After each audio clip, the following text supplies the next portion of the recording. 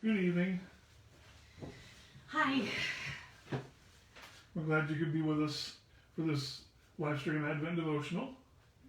I'm David Zorn. I'm the pastor of Douglasville and Union Chapel United Methodist Churches. This is my wife Mindy. She's the pastor at Chapelwood United Methodist Church.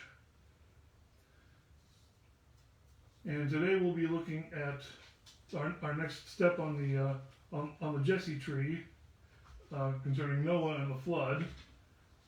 We'll go ahead and start with our Advent song, Which is O Come, Emmanuel. And if you know it, please feel free to sing along with us. We're going to sing it a little bit higher tonight than we did last night. I think probably the problem last night was that we started too low. So,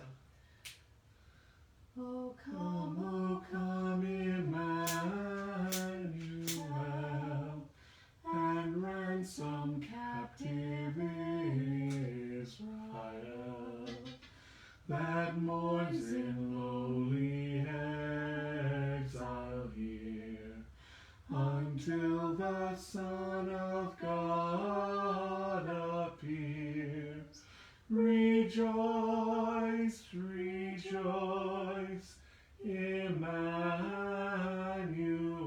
shall come to thee, O Israel.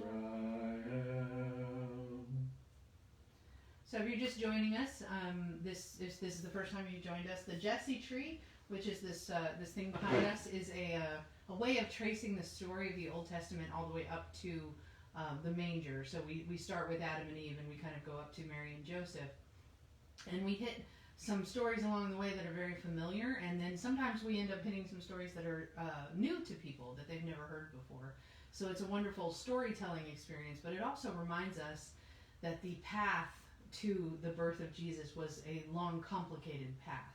So tonight we're going to read from the book of Genesis, and it's Genesis chapter 6, verses 5 through 8. So I'm going to hand that to you. Genesis chapter 6, verses 5 through 8. The Lord saw that the wickedness of man was great in the earth, and that every imagination of the thoughts of his heart was only evil continually. And the Lord was sorry that he had made man on the earth, and it grieved him to his heart. So the Lord said, I will blot out man, whom I have created from the face of the ground, man and beast, and creeping things, and birds of the air, for I am sorry that I have made them. But Noah found favor in the eyes of the Lord. You know, of all of the conversations that I have with people who grew up in the church when they were children but have left it as adults, one of the biggest conversations I always have is about God in the Old Testament and the horrible things that happen to people as a result of the wrath of God or the displeasure of God. And this is a story that comes up a lot. I had questions about this one myself. I think almost everybody does from the outside. Is God during the Old Testament just filled with wrath and able to just destroy this whole creation that we just celebrated God creating, and now it's all being wiped out? And there's a couple of things I want to cover, just if it's okay, very quickly. One of them is to remind everybody that the writing of Genesis specifically, Genesis and Exodus, are things that happened a long time after the fact. The stories were written down long after they had turned into legends that were being told. For a long time, people believed that it was Moses who wrote the first 5 books of the Bible, and now it looks more increasingly like they were written down from the things that Moses had written, but after the Babylonian captivity and after. So it was basically put back together from the remnants of stories. And so it's possible that there are details that we don't know and things that were given explanations that were or were not. But if things had gotten to the point where God had a need to reboot the world, as it were, to start afresh with something new, then the part of this story I think we need to pay attention to is Noah. Noah heard God's will in the midst of what was the most horrible society imaginable. I mean, all their thoughts were evil continually is just a single sentence. And in that that sentence is so much grief and horror. We can only imagine, because we've seen what a little bit of what happens when a society turns violent and turns in on itself and turns destructive to itself.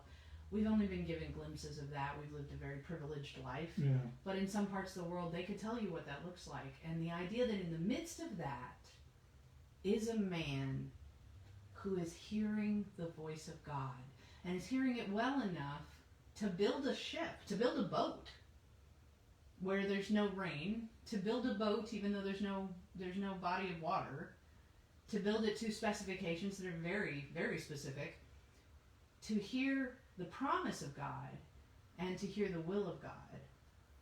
And at the end of that story, we have the covenant, the symbol of the covenant with God, which is a rainbow, which is the promise of God's continued faithful presence in the lives of those who hear God's voice.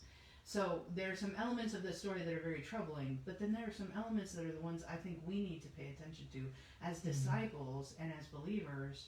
We need to remember that in the midst of all that turmoil, we need to be listening for the voice of God, because God never stops speaking. Listening for the instructions that might not make a whole lot of sense right now, but will be very important in the days to come. Yeah. I think it's important to know that for every person who is able to hear and respond to God's voice, there's always going to be a bunch of people who are going to look at you like you're nuts. You know?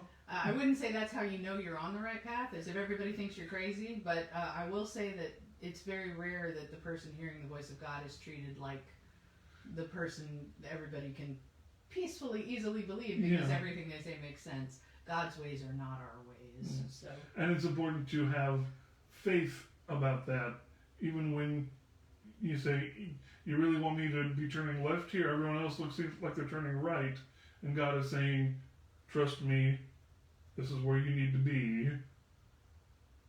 And this is what you need to do. Yeah. We're always also looking for how our actions can reflect the will of God. So those are the parts of this story that I think are important, not just in the movement of the Jesse tree, in the movement of the story of the lineage of Jesus, but also in our lives today. Is listen in the midst of all this turmoil, listen for the voice of God. And I think that's especially true around Christmas time anyway.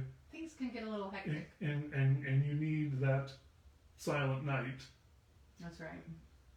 So our ornament is the ark with a little rainbow over it, and we're going to hang it on her Jesse tree back here, somewhere, somehow. I'm running out of free limbs, I guess. Here we go. We're going to put him on there, and we're going to pray together our Advent prayer. God of power and mercy, open our hearts and welcome. Remove the things that hinder us from receiving Christ with joy, so that we may share his wisdom and become one with him when he comes in glory. For he lives and reigns with you and the Holy Spirit, one God, forever and ever. Amen. If you would like a copy of our Advent devotions that you can see in advance, please send us an email or send me a private message, and I'll be happy to send you the file that has all of our Advent devotions, that has the scriptures and the O Come, O Come Emmanuel, and the prayer that we're praying. Just comment it or private message it to me, or with either your email address, or just message me and let me know that you'd like a copy of it. Thank you so much. And if you're watching this on YouTube, please like, comment, subscribe. Feel free to do any of that. Yeah, that would be nice. So thank you so much for joining us, and God bless you. And we'll see you tomorrow.